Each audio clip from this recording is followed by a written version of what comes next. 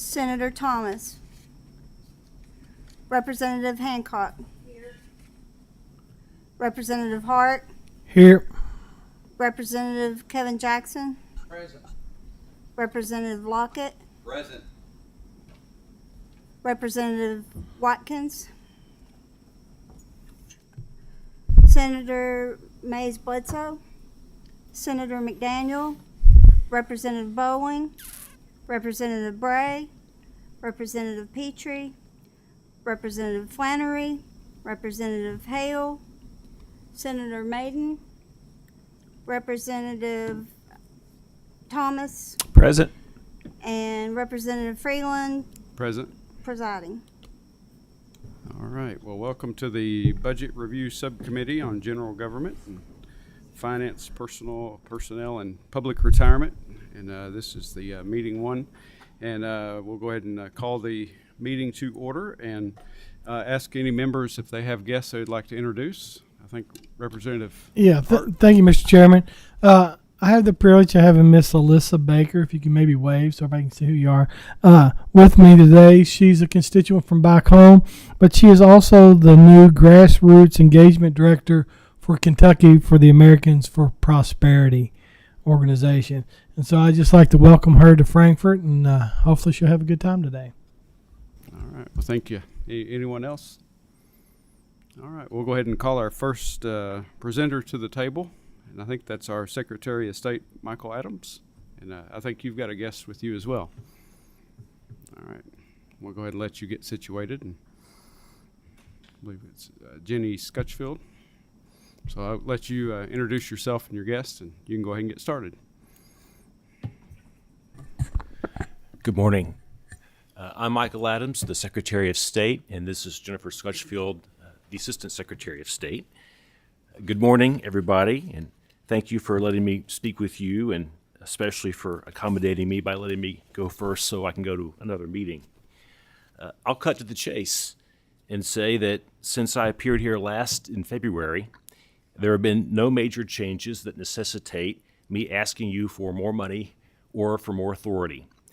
But I would like to briefly update you on a few matters.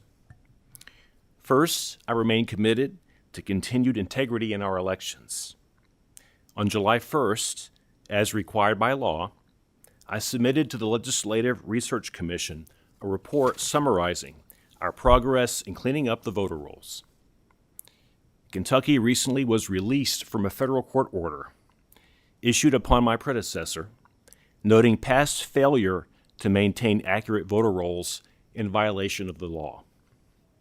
I won't read you that report, but I'll note the removal of nearly 750,000 registered voters of every political affiliation, of whom over 300,000 were deceased. Unfortunately, not everyone believes in fair and honest elections. Just last week, I found myself again in court fighting to ensure continued election integrity.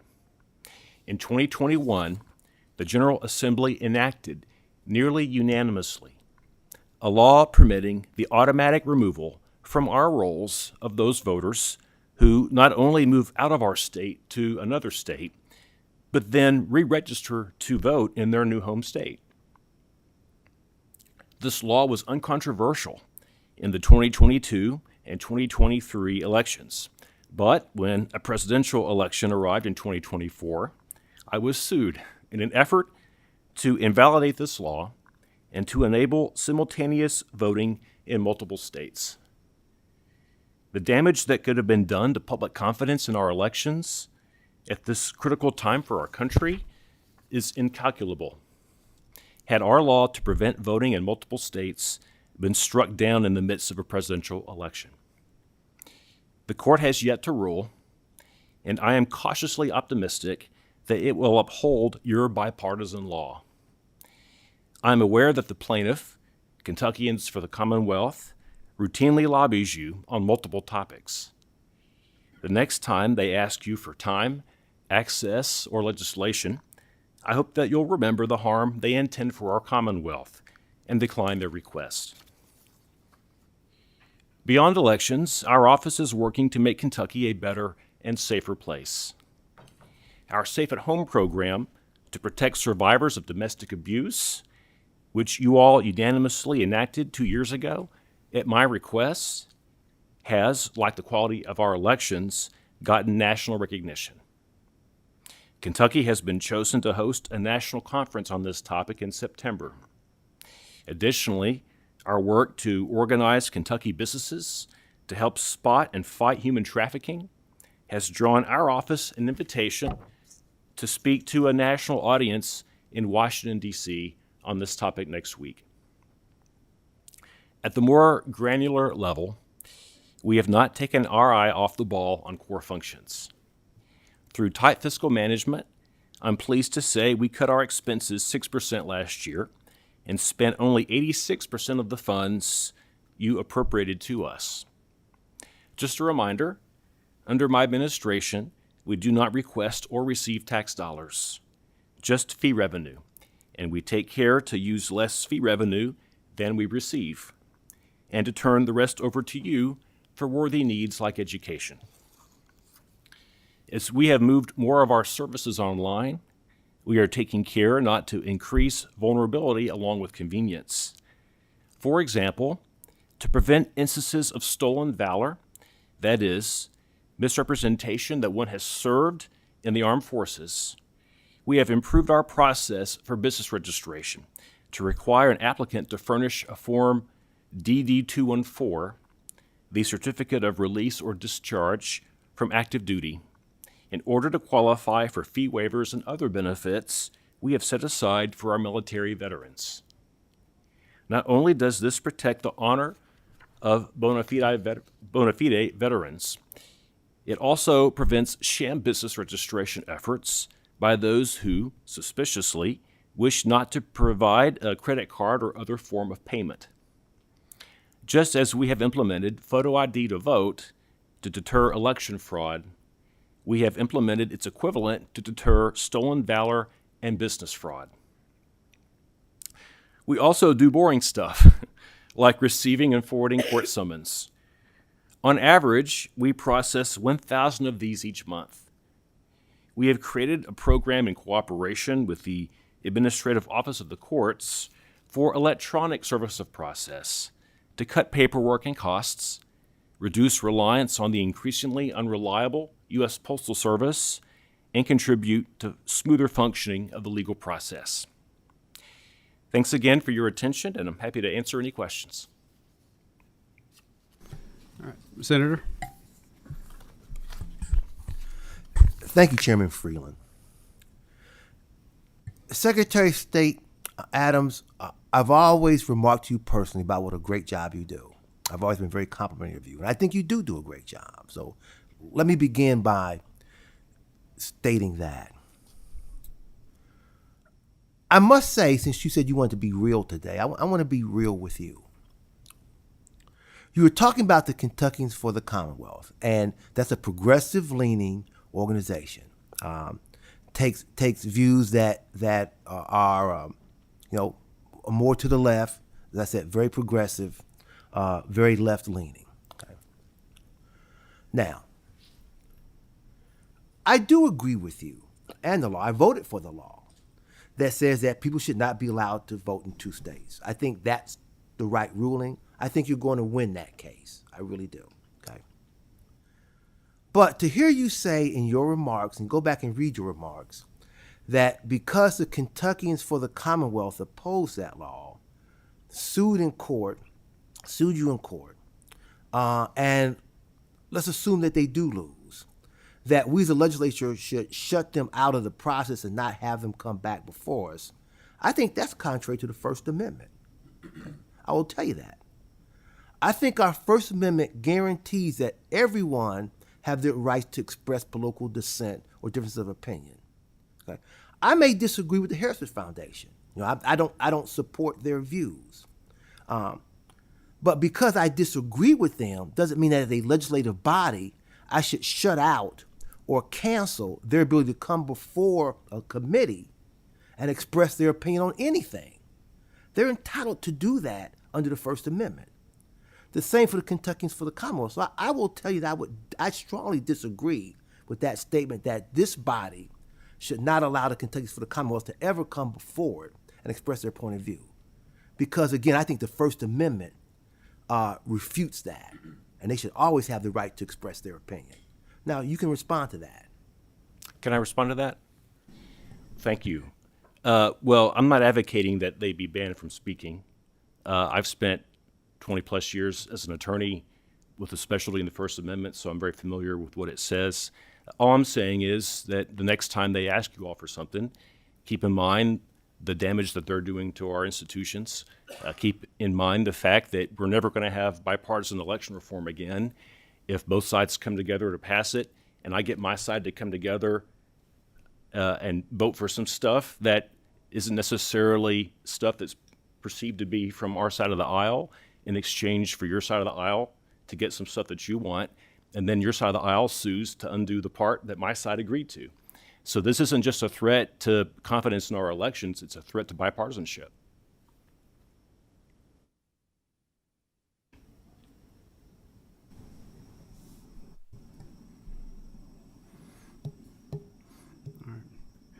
Anything else, Senator Thomas? No, I mean, this is not a place for argument. I've made my point, and Secretary Adams has responded to it. Okay, thank you, sir. Representative Jackson? Thank you, Mr. Chairman. Secretary Adams, thank you for your presentation, but more than that, thank you for the job that you do as Secretary of State. To you and your staff, take politics out of it. Anybody, and I hope that's my strength, is common sense. Anybody with common sense can see that you have done an outstanding job thus far, and I expect you to continue to do that, you and your staff. But I just want to say thank you for what you do and your staff. We notice it. Keep up the good work. Thank you very much. Thank you. All right, anyone else? All right, well, thank you, sir. Thank you. Thank you. Thanks a lot. Thank you for the job you're doing. Our next presenter come up, it's with the Attorney General's office. It's Rob Duncan, I believe, with the Deputy Attorney General. And his guest. We'll let you get comfortable and introduce yourself and your guest. And Yes, we'll sir. let Thank you. Go ahead and get started.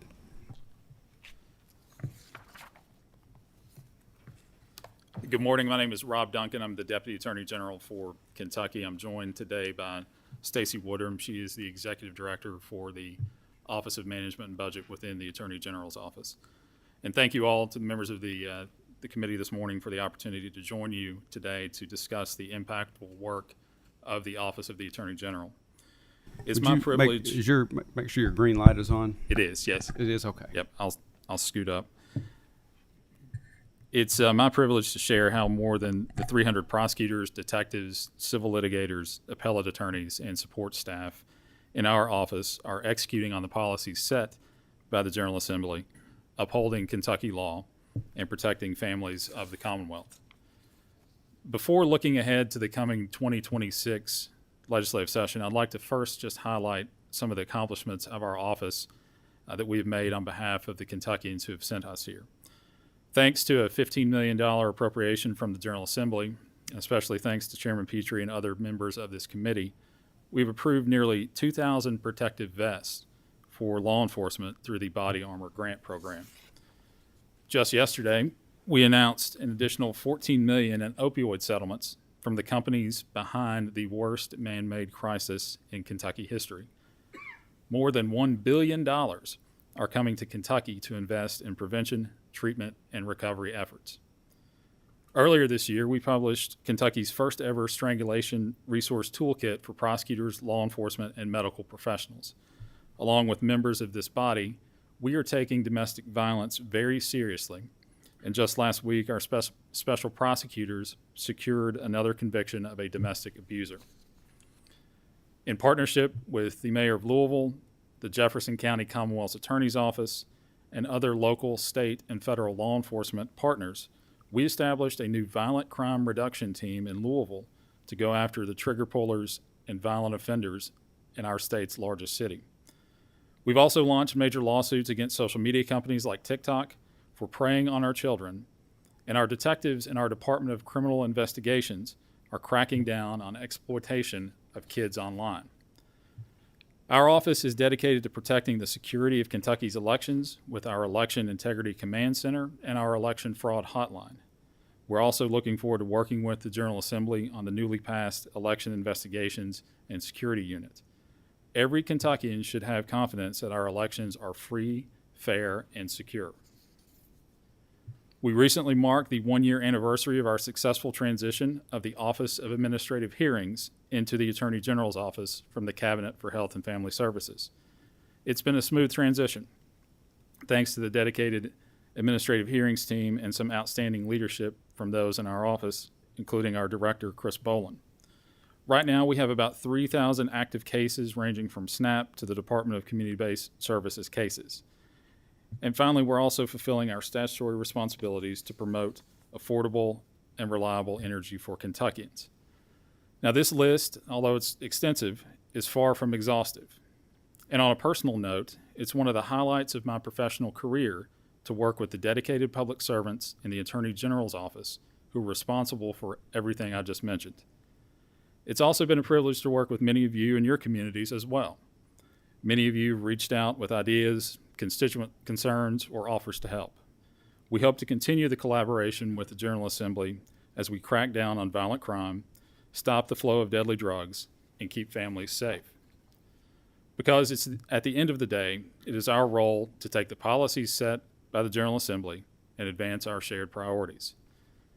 Now, I'd like to spend my remaining time discussing two assignments given to our office in the hopes that we can continue collaborating with the General Assembly to make them a success.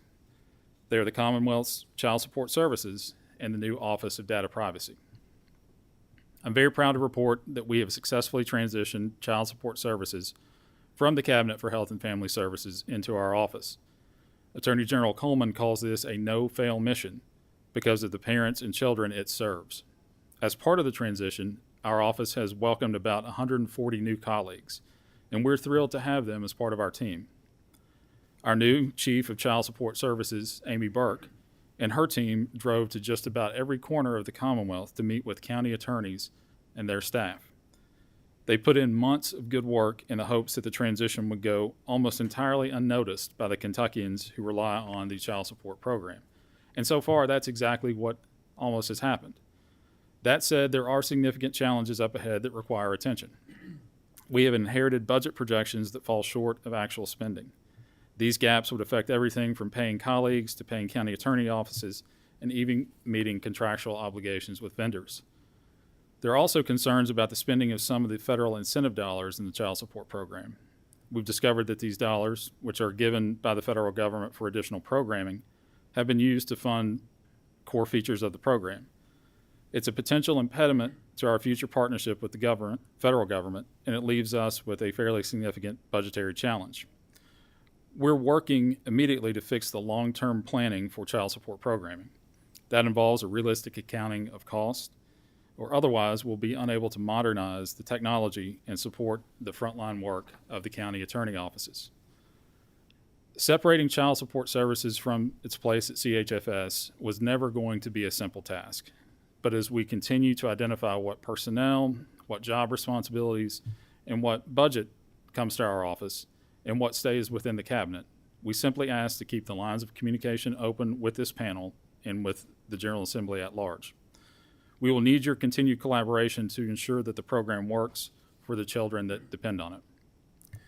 Finally, I'd like to discuss our next mission, the Commonwealth's Office of Data Privacy. As members of the panel know, the General Assembly created this office in 2024 and gave the Attorney General the exclusive authority to investigate and prosecute violations of consumer data privacy. Protecting Kentuckians' most sensitive data is a critically important undertaking, and we have worked for more than a year to prepare for the office to become operational in January 2026. To that end, we've identified the need to hire several new employees, including attorneys, paralegals, data techs, and other support staff to help support the mission.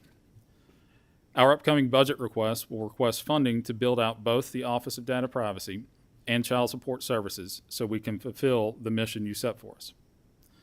So in conclusion, I hope that you're proud of the work that the Attorney General's office is doing in fulfilling the policies set forth by the General Assembly. We are dedicated to our mission of protecting Kentucky families. Thank you for the opportunity today to discuss our important work, preview some of the conversations to come, and we look forward to working with each of you on this committee to serve the people of the Commonwealth. Thank you, and I'd be happy to answer any questions. All right. Well, thank you. And I think we do have at least one question. Representative Lockett. Thank you, Mr. Chairman. I just have a question. When you mentioned the CHFS and the child support services, could you go into a little more detail in terms of the cost that you're seeing for separating those two? Do you foresee a cost increase or needing more funds to accomplish that? I don't, Representative, thank you for the question, and I don't have the numbers today. I'd certainly be happy for our office to get together with you and your staff to discuss those in more detail, but I do anticipate that we will be seeking funding from the General Assembly in the coming session for child support services. I just appreciate your work on this. This is huge. I know child support services and everything in our state drastically needs an overhaul, and I appreciate all the work that y'all are doing. And so I was just curious in terms of that. Do you see any? Can I have another question, Mr. Chairman? Thank you. Sorry. What kinds of barriers are you seeing there with that in terms of separating those two? I think, and I can defer to my colleague, Ms. Woodrum, to answer some of the more specific questions, but I think generally just making sure that we have an understanding of what is coming with the child support program, both in terms of personnel, the amount of funding, and just generally integrating that program into our existing infrastructure. Okay. That sounds good. Thank you. Thank you, Mr. Chairman. All right. Any other questions? All right. Not seeing any, but we appreciate the work that you're doing in the office, and I look forward to working with you on this. Thank you, sir. All right. Thank you. All right. Our last presenter this morning, we have the commissioner here with us in person, so appreciate that. Our agricultural however you say it, cultural commissioner. You'll get it out. I know it. Commissioner Jonathan Shell here with us this morning, but appreciate him making time to visit I know with that's us. a hard word, Yes. Mr. Chairman. That's right. I appreciate the visit this We morning. call it agriculture, Commissioner. That's right. I appreciate that. It is good to be with you all. Thank you so much. Who's this person you got to committee the members. right of you? Well, I was going to get there. I'm a little embarrassed to have him with me this morning. I can't come to the legislature without having Brandon Reed with me. It's just kind of one of those things that you have to do. And we're really proud of Brandon. We're proud of the work. It's one of the things that I wanted to talk to you all as an update about this morning is the work that Brandon's doing. But I have with me my Executive Director of Kentucky Office of Ag Policy, Brandon Reed, former member serving with all of you. I also have to my left my Executive Director of Administrative Services, Ms. Lee McIntosh, the brain of the Department of Agriculture. And just starting out talking about Brandon and the Kentucky Office of Ag Policy, we just celebrated our 25th anniversary of the Kentucky Office of Ag Policy. And because of the work that you all have done, the foresight of those that have come before you and the foresight of those of you that have served in this body, dedicating those dollars from the Master Settlement Agreement coming to the state of Kentucky to preserve that for agriculture development and agriculture use across the state of Kentucky. We've invested almost $1 billion now in communities across the state because of your all's effort and because of your all's work and the preservation that you've had in that fund. And I can't tell you the amount of countless stories that we're able to highlight in every district, in every county, across this great Commonwealth because of the work that you all do every budget session and ensuring that those dollars are used appropriately and used to the fullest maximum ability that we possibly can to impact producers across the state of Kentucky. And so, Brandon, would you like to say anything about that? No, it's just a true blessing. House Bill 611 in the year 2000 was truly a legacy and an epic conversation that's lasted 25 years, and we hope to continue that legacy for the next 25 years. But that's thanks to your all's vision, the ongoing vision. We just ask that you keep the formula in place to make sure the money flows.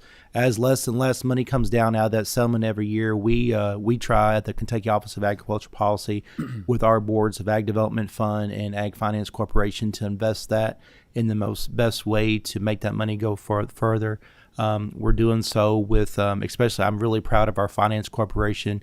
We're hitting about $180 million in assets. That's larger than most small town banks right now. And that's a true testament to your all's vision that you all do every budget cycle, allowing us to have those funds so we can invest. Those are loans going out. And I know the commissioner is very proud of the beginning farmer loan. But those are loans going out. That's money coming back plus the interest rate. So we're able to take that money and reinvest into the agriculture community. And it's a true blessing. Thank you all so much. Yeah. Second thing that I want to highlight is another vision that you all had this past session in creating the Office of Economic Development at the Department of Agriculture. We have that set up. We're working towards getting everything finalized so that we can start taking applications of large-scale impacted economic development in agriculture across the state of Kentucky.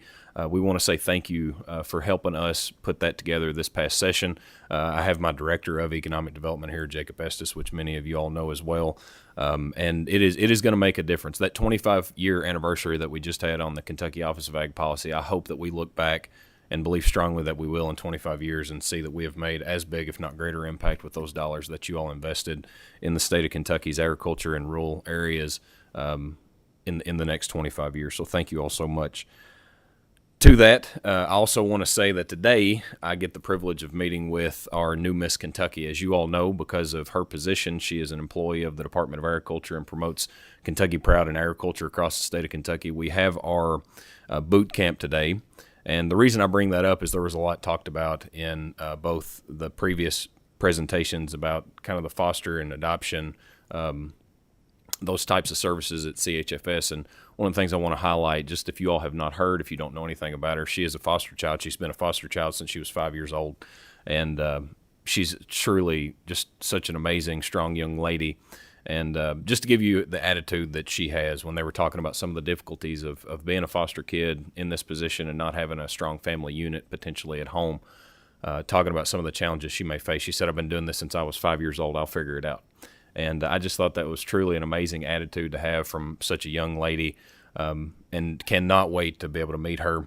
One thing that I would encourage you, that if you have an opportunity or want to get involved in some way, she has a charity that raises money to buy suitcases and essentials for foster kids that are taken from their families.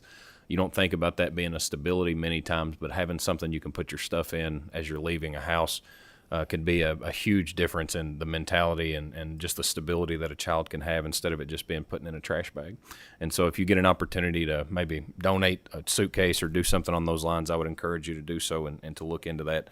As we look at the positions that we have across the state of Kentucky, something like Agriculture Commissioner, where I get to be selfishly focused on agriculture across the state, that doesn't shield us from having other interests and other things that we care about. And as you all know, if there was a commissioner of adoption and foster care, it's probably what I would have ran for instead. I've got 2 adoptive children myself, serve on the CASA board, and so it's near and dear to my heart for those vulnerable children across the state. To get to the actual business at hand of why we're here for the Budget Review Subcommittee, I have a couple of things that I want to highlight for you all. The first one is, in our budget request that we're going to be coming to you all this session with, first and foremost, and kind of the most important thing that we are looking at is personnel is policy. When you think about the work that the people that work for the LRC do, it is critical for you all to be able to have the right people in place. And we're finding difficulty around recruitment and retention at the Department of Agriculture in order to keep the people in place that we need to have that stability for our farmers and our rural areas across the state of Kentucky and what we do. And so we are going to be coming and asking for recruitment and retention dollars from you all this session in order to get us up to par with other agencies across the state and to try and help retain more of our employees to be able to continue to do that job in consistency. And we really have some of the best employees across the state, but we're losing them occasionally because of the competitive nature of salaries that we have. And so we would be coming and asking for some recruitment and retention dollars. That's going to be one of the first and foremost things that we look at. Another thing is, as we see the increase in EV stations across the state of Kentucky and the accountability that needs to be put in place, similar to what we have with our gas pump inspections, we're going to be having that conversation with you all about if that is placed at the Department of Agriculture, of having those positions available and funding those positions in order to make sure that we have that accountability at the EV inspection locations as well. And then lastly, of looking at our economic development fund that we have. and creating that permanency through you all with that of looking to fund that in perpetuity so that we have those dollars coming into that fund so that we can really ensure that we have stability around the investment that we're looking to place across the state of Kentucky. When you think about investment that comes through business, the biggest thing that you can have is stability in that marketplace and knowing that there is available competitiveness around economic development. And so we're going to be coming to you all to continue that for the coming years and putting that in place. Lastly, Brandon would maybe want to speak about our tobacco fund debt service that we have through the Kentucky Office of Ag Policy and the Master Settlement. Absolutely. Thank you, Commissioner. A few years ago, the General Assembly took some money off the top of the Master Settlement Agreement and invested in rural water. One of the main purposes of that was at that time we was having a lot of chicken farms coming in Kentucky in these rural areas which require a lot of water use per day. And so the General Assembly took some tobacco money before it went through the formula off the top to pay for some of those rural water investments. Going forward almost 2 decades now, there's a huge debt service that comes with that cost. And every year that debt service is paid off the top before the Master Settlement Agreement money flows through the formula. We get our 50% and the others get their 50%. So we're asking that if you all would consider look into it and have the conversation of paying off that debt service. That way, that money, more money would actually flow through the formula, so we could be able to invest those dollars through the mechanism that we already have in place, which is proven to work pretty good, especially over the last 25 years. So that's the ask. Yeah, with that, Mr. Chairman, we'll take any questions that committee members All right. have. Thank you so much. Thank I do believe we have a couple questions. We'll go ahead and Representative Lockett. Thank you, Mr. Chairman. I actually have 2 questions. Is that okay? Yes, sir. Excuse me. My first question is about the Finance Corporation. Could you go into just a little bit more detail in terms of, you mentioned how those funds are invested, interest rates, those types of things. I've seen across state government, other agencies that invest their dollars and they're getting a very, very pathetic interest rate. We're not taking advantage of current and investments or current interest rates. Could you kind of speak to how these dollars are invested and the interest rate that you're receiving off of them? Yeah, let me start by giving kind of a rudimentary understanding of how these dollars work. So what happens is we have this fund set aside through the Ag Finance Corporation Authority. Like Brandon said, about $180 million in investment that are out there. So we're getting back the dollars that we invest in these operations. So these are participation loans. So you would have a first on that loan, an ag credit agency, a local bank, someone, and they would get $1 million loan to be able to do something with. Through them, they can come to us for $250,000. Do we need to? They would come to us for up to $250,000 or no more than half of the loan that would come in. And of that, we provide a 2.75% interest rate. So it is a very low interest rate that we provide for them. When you think about the operations that are coming in here, these are mainly new and beginning loan farmers that are coming in, younger or new and beginning farmers that are coming in to get these loans. So when you think about the 8% interest rates that are out in the marketplace right now, this makes a really lucrative or really attractive blended rate so that we can help these farmers in rural areas and urban areas to be able to grab a hold of that. So we're getting the interest back on that. And then we also have funds available that are sitting there that we have not dispersed yet that are in an interest-bearing account that's through the state, that we're at the will of the state interest rate in order to gain those dollars in. One thing that I will tell you is that we are very close, because of the management of that fund, to being able to be a 1-for-1. So the monies that are going out are almost the amount that's coming in month by month. What we normally do is that if we need extra dollars through the Ag Development Fund to be able to push into the Ag Finance, that the board from Ag Development lets those dollars flow over to Ag Finance to be able to make those loans. For instance, if we get $3 million in loan request, the board approves that, but we only have enough for $2.5 million that month, and we'll set aside enough to be able to make up that ground from Ag Development to push those dollars over.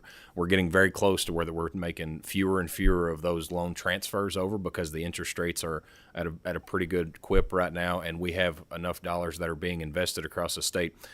when the master settlement agreement is done, we don't know when that will be. As long as people buy cigarettes, we'll keep getting stuff in, but that is diminishing over time. We've went from several $100 million that is coming in every year through master settlement to about $100 million. And our share was 25. And our share was 25 million of that. As those dollars continue to go down over time, this Ag Finance Corporation Authority will be dollars that are left standing as we see this transition away from cigarette sales. Depending on different decisions that you all can make here around new alternatives that people are utilizing and what we do with those funds, i.e. vape, tax, etc. There are some opportunities that we would have to perpetuate these funding abilities for us to do this. The investment that we've made of almost $1 billion does not even calculate a fraction of the impact that's been made off of those dollars. It would probably be pretty mind-blowing to find out how much of an impact that those dollars have made throughout the state. And that Ag Finance Corporation Authority is the best money that's in Frankfort, in my opinion. It works for the taxpayers every single day to ensure that we're investing those correctly. You got anything to add, Brandon? No, sir. That was good. Yeah, and I was going to kind of piggyback off of that in terms of options if cigarette usage is going down in terms of other opportunities that could be out there for vape and so forth. So my second question is, and you didn't really mention this, but I've heard through the grapevine that you grow pumpkins.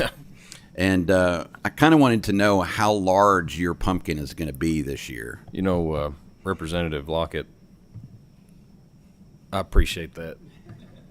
And I'd hate to give an estimate, but I'm hoping that I can beat what I did last year at 400 pounds for the State Fair pumpkin that I've got. It's on track. It's about the size of a women's basketball right now. And so it's getting bigger and bigger. I just cut off so the way that you grow these pumpkins, I know everybody's interested. This plant right now is about 10 of these tables combined. How big one plant is of this giant pumpkin, you can go to my Instagram or Facebook and see it. But you leave 2 of them on there for a while just to make sure that you've got a viable one. And so I just cut off the other one that I'm not going to use yesterday. And so we're going to see this thing get some jet fuel into it. I mean, it's going to really skyrocket. I would recommend, you know how you have athletes pee in a cup to see if they're using performance-enhancing drugs? If this pumpkin had to pee in a cup, Representative Watkins, it would melt the cup. I mean, we pour the juice to it. Yeah. That was a great answer. Thank you, Commissioner. Yeah. Thank you, Mr. Chairman. So it would fail the test. It would absolutely fail the test. Okay. Now, how do you discard a pumpkin like that? How do you discard it? Yeah. Just What do with a you- knife, you just take it and cut it and throw it out. Push it down a hill? Yep.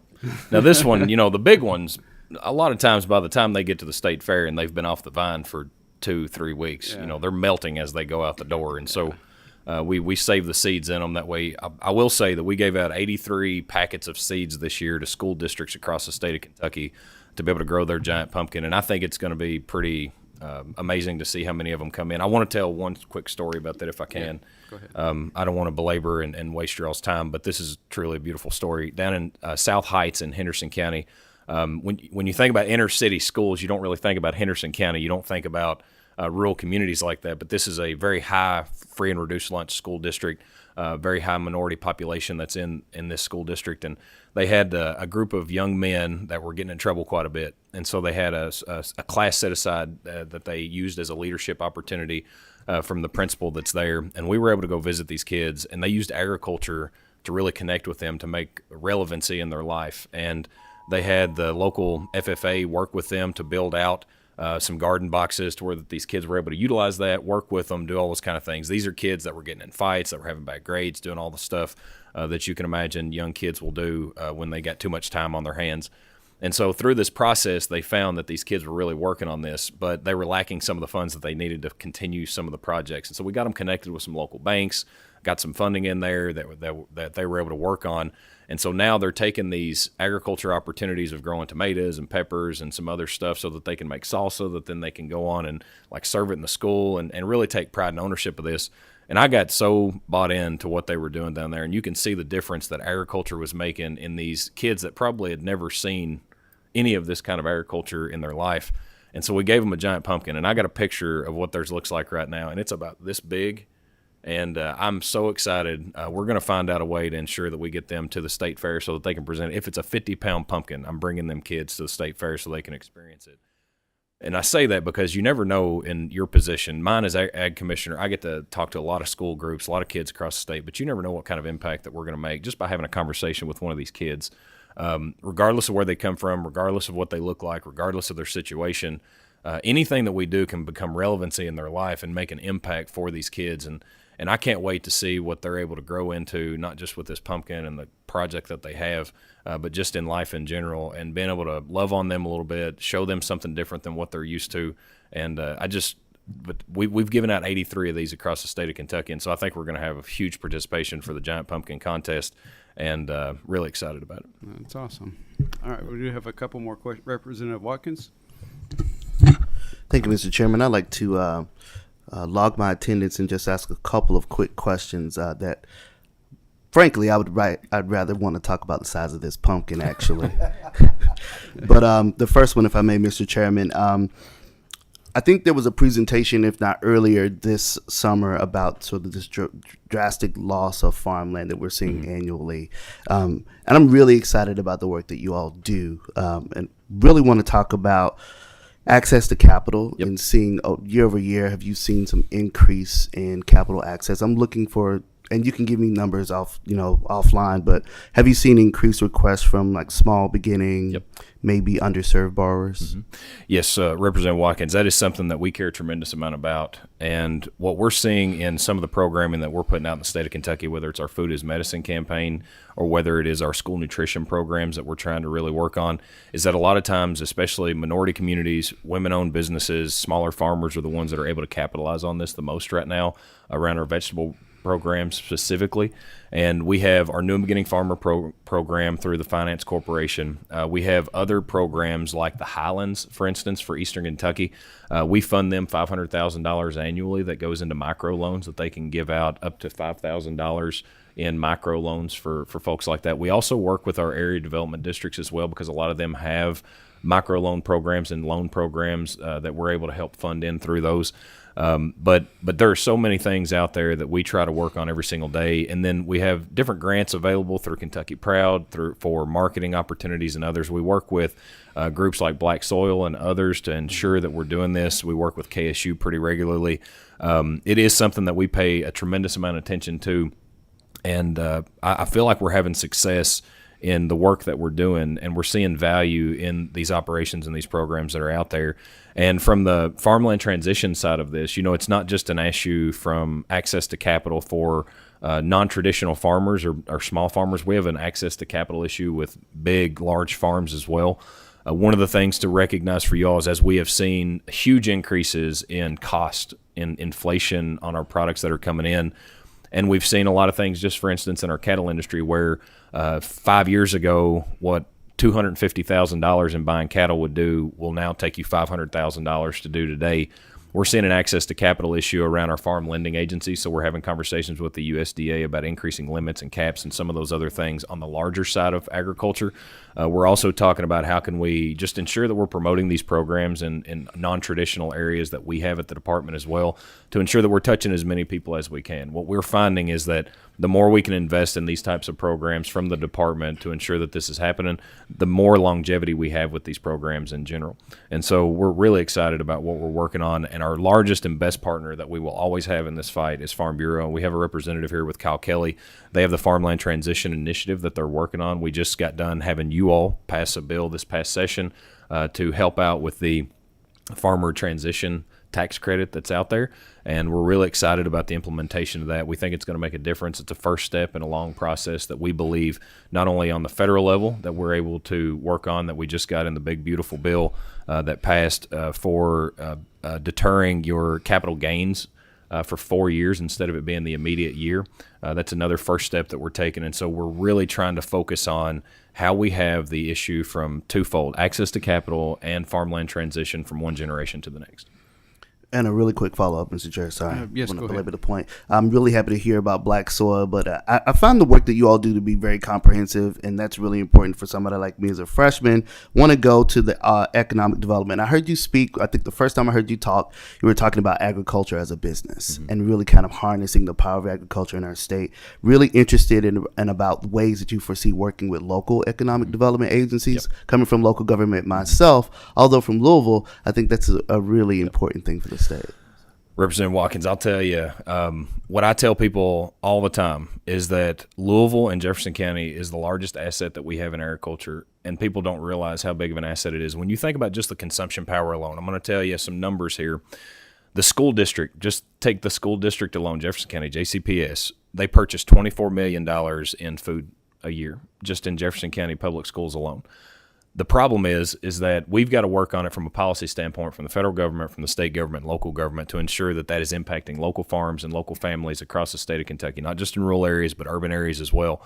They only purchase about $900,000 in local purchases of protein or produce from the school district. And it's not a fault of their own. It's not that they don't want to do more of this. It's just there's certain barriers that are out there from a procurement standpoint, et cetera.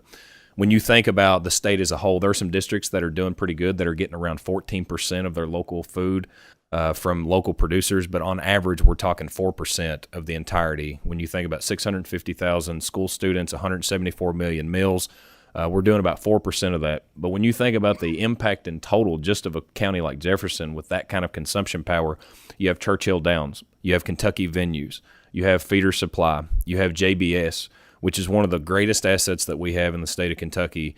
They process 10,500 hogs a day at that facility or a week at that facility in Jefferson County. The amount of jobs that they supply, 1,200 jobs in that local community. And it's really a beautiful story. It really is the number one thing that's propping up our pork industry in the state of Kentucky is that JBS facility. And so when you think about the local food movement that's there, from restaurants and the farm to table, the Kentucky Proud, it single-handedly helps a large portion of our rural communities across the state of Kentucky, just out of Jefferson County. We work with local economic developers every single day, and because of your all's foresight, you were able to, through this economic development fund that we put together at the department, our board has a representative from local economic development on that board. And so her name is Missy Vanderpool. She's from Henderson County. She's a great asset. We work with state economic development nearly every day, whether it's their liaison in agriculture, Daniel Milburn, or whether it's with Secretary Knoll himself.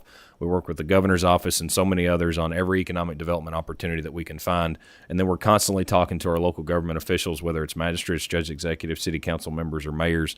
Mayor Greenberg specifically is one of the biggest people that we talk to quite often. When you think about my position as ag commissioner, it's not just agriculture that we have our hands in. Kentucky Venues with entertainment, we were able to get the DWP contracts and other things that we're working on for entertainment across the state of Kentucky. And as we look at those things, we're talking to them. Yes, we got the contract. Yes, we've got you here for 10 years. We're proud of Bourbon and Beyond and Louder Than Life. How do we get the local food moving and involved in that for agriculture as well? And so we try to be very comprehensive in the ideas that we have and how we methodically go through the process of attacking not only how we build up profitability, but how we build up community involvement as well. All right. Thank you so much.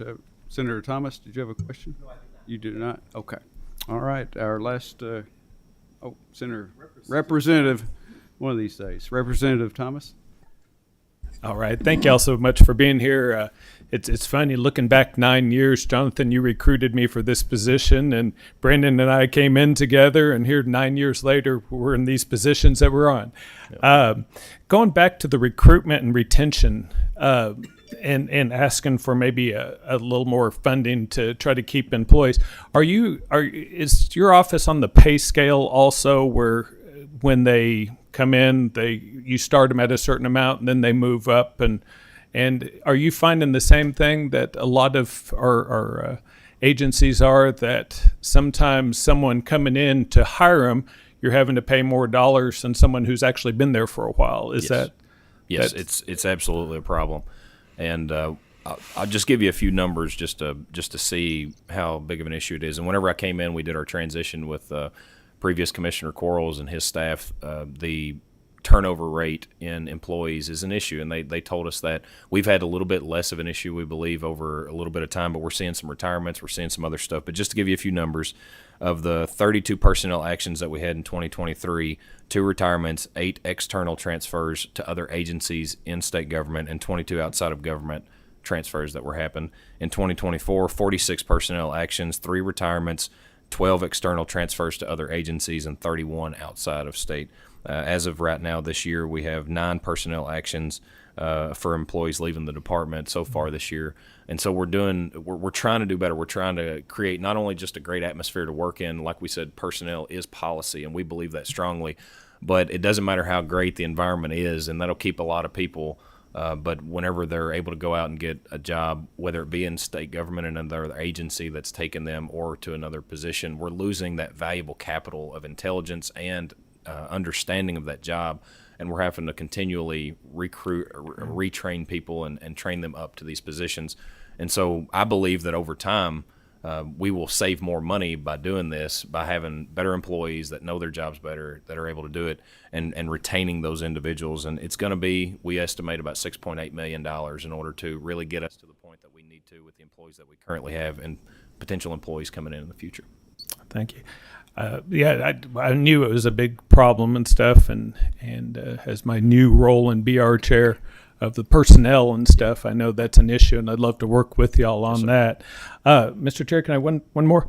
A few months ago, we heard the news where there was some, I think, Chinese dissidents that were trying to smuggle in funguses to affect our agriculture crops, and that could be devastating for worldwide food and stuff like that. Is that a topic that y'all stay on top of? I know it's Department of Homeland Security, but do y'all work hand in hand with that? We do. We absolutely do. And, where we're not a customs state, we don't have a lot of customs that come in and out, have import access, et cetera.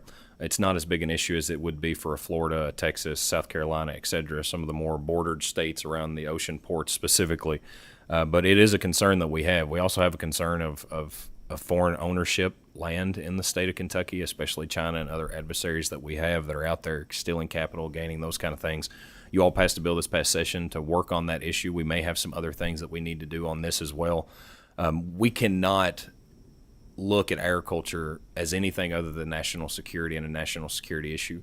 The reason that we are able to be the world power, superpower of this globe here on Earth is because we're able to feed ourselves and other nations.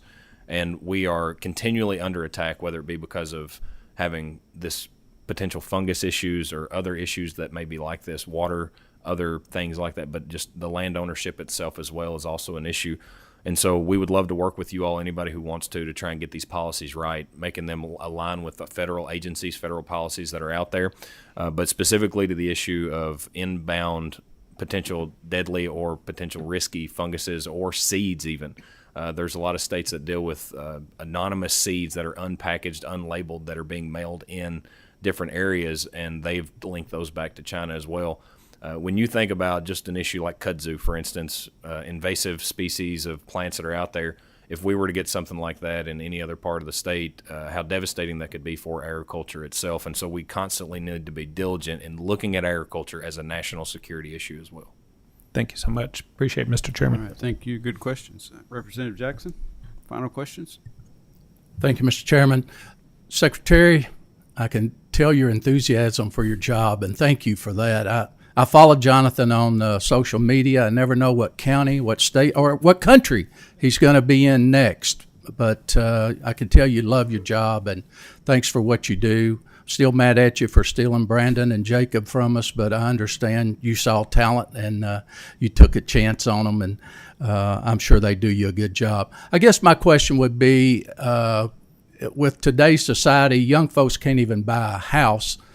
Do you see young people going into farming? I think about in Warren County, all the major farming operations are family operations passed down from one generation to another. Can't think of one new big outfit in Warren County where somebody just started from scratch. Yeah. How do we continue to get young people going into the business if they don't have a family already in it? Yeah, it's a huge issue. It's probably long term the biggest issue that we face in agriculture is the next generation getting involved. I think that it's multifaceted issues. Representative Watkins brought up one of those, which is an access to capital issue of ensuring that we have young farmers that can get that access to capital. You know, when my granddad bought our farm that we own now in Jessamine County, he bought it for about $500 an acre in Jessamine County. Backs up to Brandon Cross, and Matt Lockett knows where that's at. It's untelling how much that ground would be worth right now if we were willing to buy it or sell it for someone to buy it. There's no way that you could purchase it and farm it. And so that's what we're finding in many cases is farmland that people are purchasing or is out of the reach of being able to use it for agriculture alone to pay for it. It's just an investment in many cases now. If we had a reevaluation in property values and they went down, you'd have a lot of operations that would have foreclosures and auction signs in front of them because a lot of their access to capital that they're banking on is through putting a lien on that property itself in order to make that loan work. And so we're seeing a lot of issues around this. One, it's an access to capital issue. I think another one is, you know, in many cases, a lot of times, like with the issues that we have with recruiting teachers into the business as well, a lot of times we talk about how hard the jobs are, and that deters people from coming into the operations. We see the same thing in agriculture. We talk about how hard the job is. You sweat, you work, you're tilling, you're doing all these things.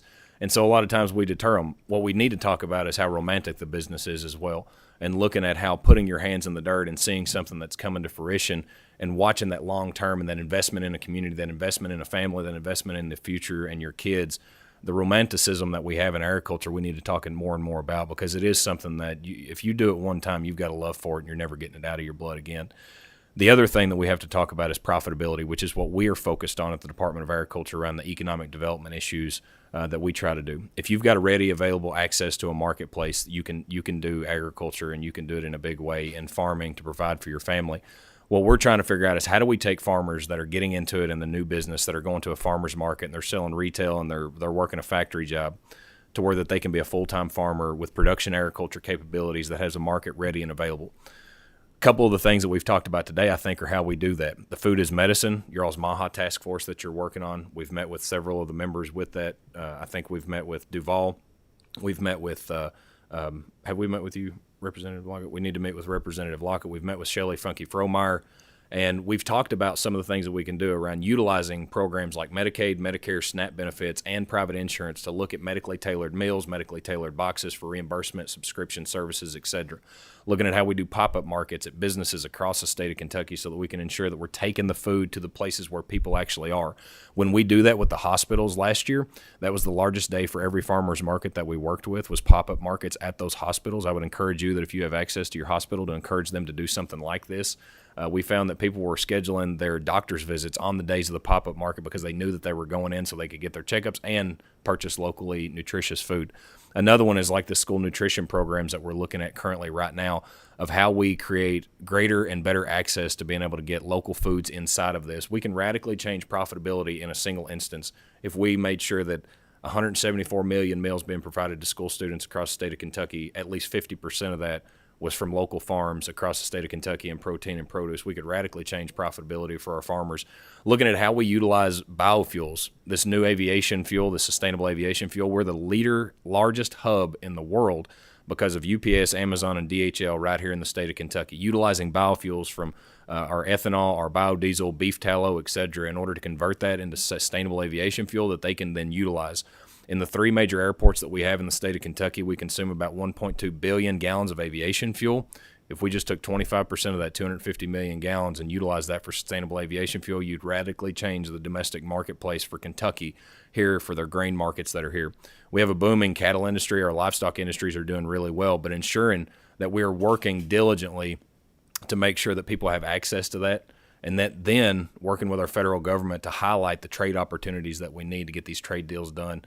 Really commend President Trump for looking at how we have been taken advantage of for decades upon decades now. Not to say that we're not experiencing some issues because we don't have those trade deals done yet, but because he has taken this effort to do that, I have confidence that once this is done, that we're going to see some extreme profitability and prosperity that we're going to find moving into the future, because we have been taken advantage of for far too long, whether it be non-monetary barriers on the tariffs that have been out there from other countries, or misconceptions that were in the marketplace of different practices that we have, or just the underutilization and undervaluing that we have of our ag products that are going internationally. It's a multi-pronged facet. And so when you look at it, we kind of break it up into two segments: external exports and domestic consumption. And if we utilize domestic consumption to control the things that we can through the programs like Medicaid, Medicare, SNAP, private insurance, when we look at our school systems and we look at how we utilize our domestic consumption of our fuels, we can really make a difference in agriculture that will be long-lasting, that can ensure that the next generation is able to get in. It comes down to dollars and cents at the end of the day. It doesn't matter how much you love it. If you can't make money and you can't provide for a family, you're not going to be able to do it. And so that's what we're focused on every single day, is how can we transfer to make sure that these farmers and these rural communities are making money in the process. You know, Representative Jacken, we see wonderful testimonies all the time. Commissioner Sherrill is the chair of the Finance Corporation. Just past Friday, we had $3.1 million in loans. $2.3 million of those dollars were to 12 brand new farmers. Yep. One of those families sit in the audience, 21 years old, brand new baby in the arms, literally. I heard the cries to prove it. And, we was able to be $250,000 of their loan as they start their chicken farm operation. Yep. Testimonies like that all the time gives us hope and truly moves Kentucky agriculture forward, especially for those young beginning farmers. I would like to highlight in that same process that what Brandon said happens every single month. And a lot of the new and beginning farmers that we're seeing come in are in the poultry industry, because those businesses are able to balance sheet with a bank. They're able to make money, and they're able to cash flow throughout the year to where that there's a sustainable operation that's happening. And we're really proud of the poultry industry that we have in the state of Kentucky. It's been number one or number two of our industries for the last several years now. And it's truly remarkable. And most of those new operations that are coming out are younger farmers that are coming in. We're also seeing a huge Burmese population that's coming out of Illinois that's buying operations here in the state of Kentucky that are new and beginning farmer and immigrant programs that we have. And so it's a beautiful hodgepodge that we have at the Department of Agriculture of new and beginning farmers that are coming into the business. And then also, how do we help ensure that we're promoting that legacy leaving? Because just because you've got land and you've got a farming operation doesn't mean that you can take it over and farm it into the future. It's still difficult to transfer that, and that's the reason this Farmland Transition Initiative is so important as well. Thank you. Good questions. Well, thank you for being here today, and a very interesting discussion. And we're about out of time, or are out of time, but give you a couple of seconds to just invite everybody to the State Fair. Yeah, I appreciate that. August 14th through the 25th, we have the Kentucky State Fair. This year, we will be highlighting and celebrating 250 years of America. We have a competition across the country of who has the best state fair and the most patriotic state fair. Myself and Mr. Beck, the CEO of Kentucky Venues, are taking this very serious. And so I don't know if we're going to see like a world record flag or something like that we're going to try and compile, or what we may end up doing with it. Maybe we'll paint all these pumpkins red, white, and blue that's going to be there. But we're going to really try and focus on how do we win that competition, but also the highlight that we get to place on every community in the state of Kentucky and bringing people in. I encourage you that if you're not coming, if you don't already have plans to be there, come, whether it's on Farm Bureau's Ham Breakfast Day, whether you have committee meetings that are going to be taking place, whatever it may be, please come to the State Fair, enjoy what we have there. And if you need any kind of accommodations or anything that we can be helpful with at the Department of Agriculture, please let us know. And you talk about economic impact. Huge economic impact for for the State Fair. For sure. Well, thank you so much for being here. Yep. Thank you, Thanks for bringing our friend Brandon. We miss him too. All right. Well, thank you so much. And that'll do it for the meeting of the budget review until next month, and we are adjourned.